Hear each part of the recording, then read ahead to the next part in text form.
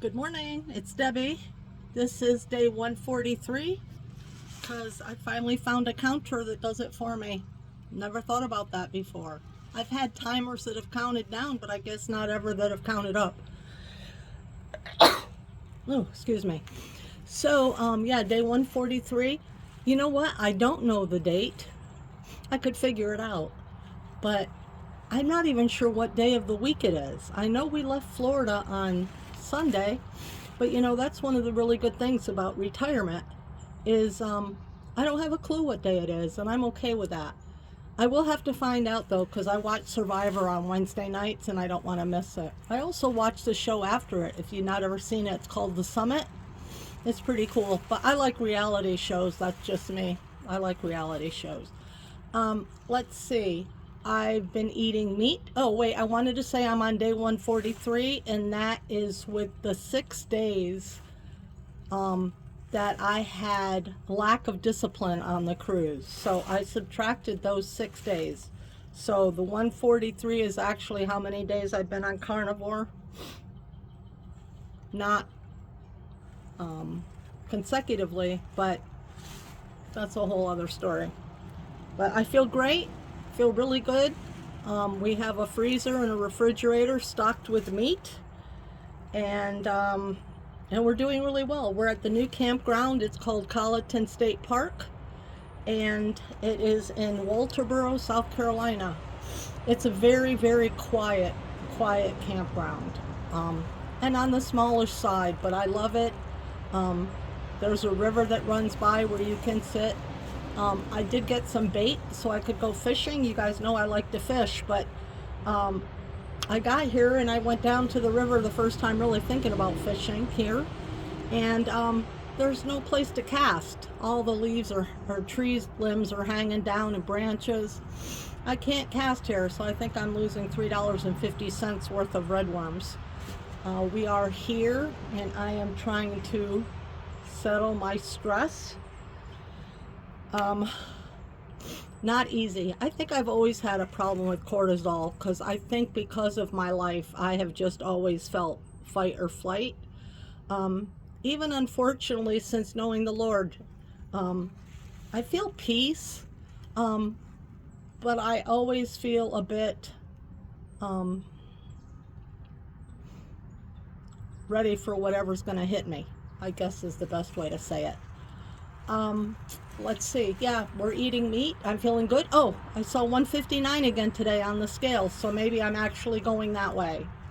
Because after I saw 159, then I saw 160, 161, 161, 161, 160, 160, 161, 160, 159.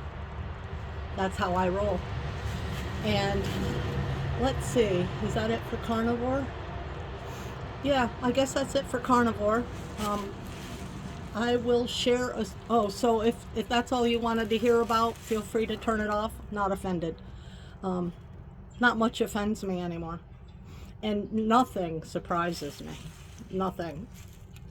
So why can't I chill? Why the cortisol if nothing surprises me?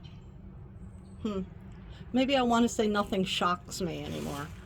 So anyway, I think I left it all that I joined the Air Force. My husband didn't sign my permission slip because he wasn't going to. So at one point, I asked for a divorce and he was refusing. He contested it. We had bought his grandmother's home and all the family had signed off on our percentage. So we had bought his grandma's home. So I told him at the time, because in New York, I could only really get divorced contested. With adultery. I think that's what it was. But anyway, I told him at the time that he could either give me the divorce or I would find people who would witness that he had committed adultery and I would take everything he had, including the house and car. Now, mind you, I was not walking with the Lord. Well, I kind of was. I mean, I still knew God was there. But at the same time, I would have nightmares about if I died, where would I go? I'm much more mature Christian now after all these years. And I know that It's not my righteousness that does it. And I also know because, you know, if you hold on to the regrets of your past, I think I've said this before, it's just really become a new thought to me. If I'm holding on to regrets of my past, of things that I did wrong, am I not at that point counting my own righteousness? Which Paul said it's like dung to him. So, you know, that's not, it's just not needed to be regretted over, except I do find myself, you know, regretting. You know, most of everything up till now, yeah, it's been a lot of stuff that I've done, but it was mostly a lot of stuff that was wrongly done to me. So, we'll get up to the more of the stuff that I did. But why am I saying all the time? So, let's see.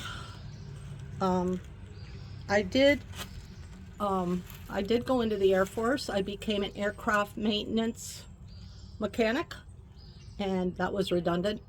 And I got to work on F-111s, and I worked on C-130s. So I was on the flight line. No other girls were really there yet in 1972. And we didn't learn how to fire guns or anything back in 1972. We were taught how to look pretty and how to carry our purses, which is kind of funny because I ended up in fatigues on the flight line. But anyway, I really liked the job. I liked the people. But in the meantime, after the divorce went through, I met a guy that had been in the Navy. I'm not sharing full disclosure here because some of it might hurt other people that hear this. But I will just say he was in the Navy, and we eventually got married. And I had never really met him until he was in the Navy, I guess. I guess I was like 16 or 17 when I went to a party of his. He was home on leave. So anyway, I met this guy in the Navy, and in April of 74, I would get married to him, and he couldn't leave Philadelphia, and I was in Plattsburgh, and they couldn't station us close enough together. So I actually got out after serving only, I think, 8 months. I mean, it was enough that I received benefits and everything.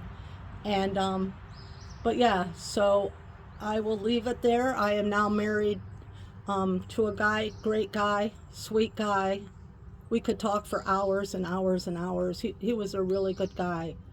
But I will share, it wasn't David. So guess what? You can figure out David, number 3. And I would say I finally got it right, but who really ever knows that? I mean, we've been married 47 years, so I've trained him well. That's all I can say. He's a good guy. Dave's a really good guy. But anyway, I'll leave it at that I'm living in South Philly. I'm missing the service. I'm missing being in it. So I'm thinking of joining the reserves. I live on South Broad Street in South Philly, near a Philly steak place, in a walk-up apartment. And I'll leave it there for now. So I hope all of you have been doing great. I hope you're all continuing on. I've said this before, I would not go back. I mean, there's times, sure, that I think I might miss something, but when I wake up in the morning feeling as good as I do, and I walked almost 6,000 steps yesterday, and I'm going to walk 6,000 steps today. So I'm doing better with that too. It was so hot, and it's finally nice, and I'm excited about the days ahead. And I'm trying to learn how to settle myself down. So thanks for all the prayers, all the support. I've really gotten to love a lot of you guys. I enjoy your comments so much. Some of you make me laugh, some of you make me hurt, and some of me want to make you start doing this because it's so awesome. And I see I've gone way forward. See, I didn't even think I had anything to say today, but I'll talk to you next time. Bye.